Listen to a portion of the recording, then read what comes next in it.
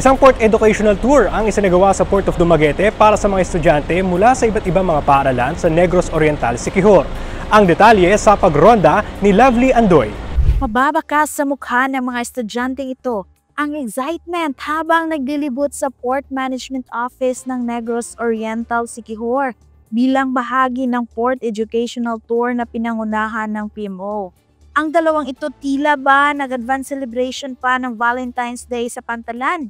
Ang Port Educational Tour na dinaluhan ng mga on-the-job trainees mula sa iba't ibang katuwang at universidad ng PMO Negros Oriental, Siquijor ay nagsilbing paraan para makita ng mga estudyante ang operasyon ng Pantalan at ang mahalagang papel nito sa ekonomiya, turismo at kalakalan ng bansa. Kabilang sa mga dumalo sa tour ay mga estudyante mula sa Silliman University, Negros Oriental State University, Asian College, Ongchiti High School at Colegio de San Pedro Recoletos. Ayon sa PIMONOS, patuloy silang nagsusulong ng ganitong mga programa upang bigyan ng di-kalidad na karanasan ang mga kabataang maging bahagi ng sektor ng port management.